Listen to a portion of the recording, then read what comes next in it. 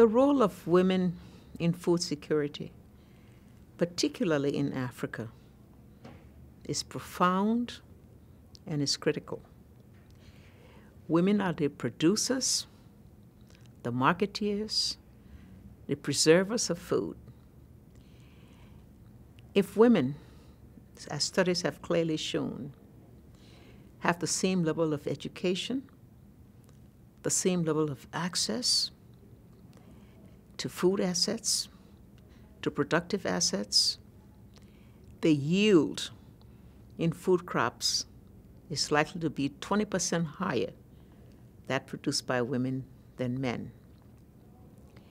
Women's empowerment in the area of food security ensures that the nation stands a better chance of being fed, that children with access to food, because women play the leadership role in the home, will make sure that they grow up to reach their potential. And so the women's role have just been so well documented that if we do more for women, if we give them access, the results in terms of food security and overall development is very clearly stated. So it behooves all countries to do more for the empowerment of women and for ensuring that women have access to those productive assets that ensure a higher level of food security for the nation and the world.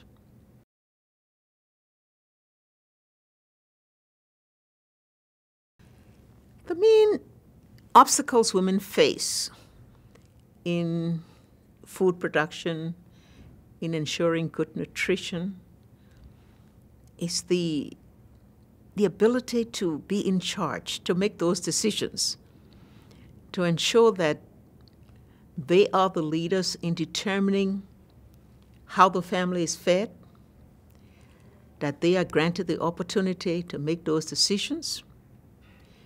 And again, as I said, having access to the factors of production, to land, to capital, to labor, commensurate with the role they play, would ensure that not only do we have a greater level of food security, but and in the home, the decisions that are made by women will lead to greater nutrition for the children and for the family at whole. So women's participation, again, overall women empowerment in making those decisions is very fundamental to achieving the level of security and the level of nutrition that is demanded in our society.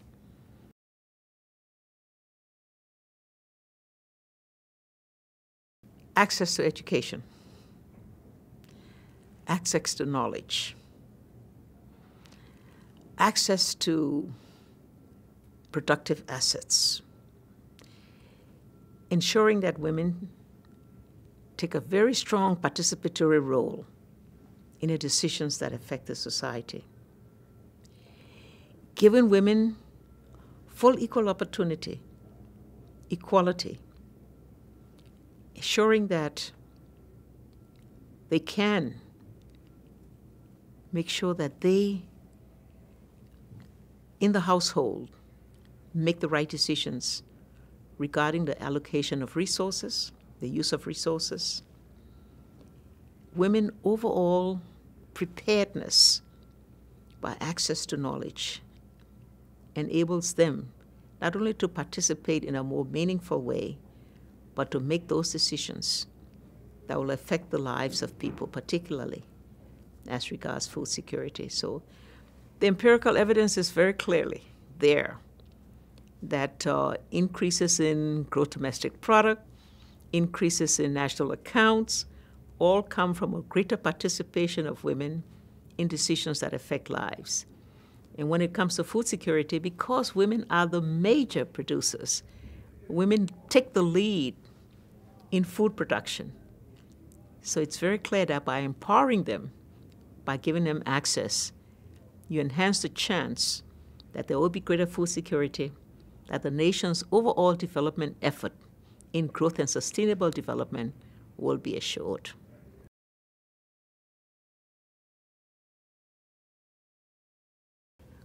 We have decided that the focus on small farmers is the right thing to do, moving away from our traditional approach of large-scale agriculture production.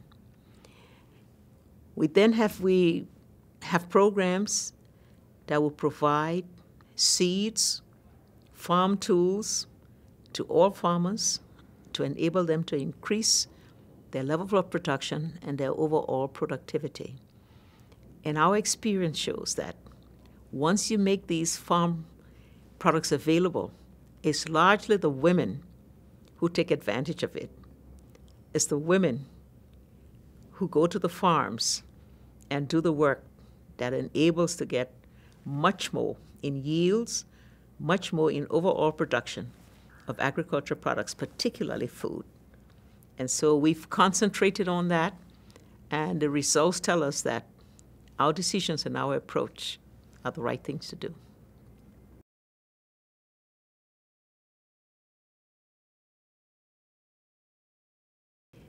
In the first instance, infrastructure.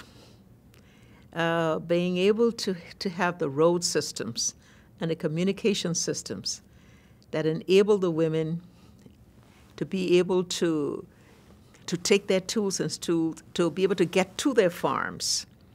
Most times they have to use products that come from far away, from major cities and major commercial centers. With bad roads, it means it's going to be more costly to get to it. And so one of our obstacles is improving our road system. Another obstacle is the marketing of their products. And again, the level of poor infrastructure also has implication for that, because getting there, once they've produced the food, if they can't get it to market, then there's a disincentive to continue to produce food and to get the surplus that can be marketed. So those things are interrelated. I've spoken about access, access to land. Land ownership in many of our countries is still not granted to women in full equality as men. Access to credit, to being able to borrow in their own right, is usually constrained by traditional sociological factors that have kept women behind. So all of these in Liberia, and I dare say in Africa and elsewhere, are the major obstacles that women face. It's changing. All over the world today, women have much more access, but we still have not reached a level where there's full equality with the kinds of opportunities that have been granted to male farmers, even though the record is clear that women farmers produce more than men farmers under conditions that are similar.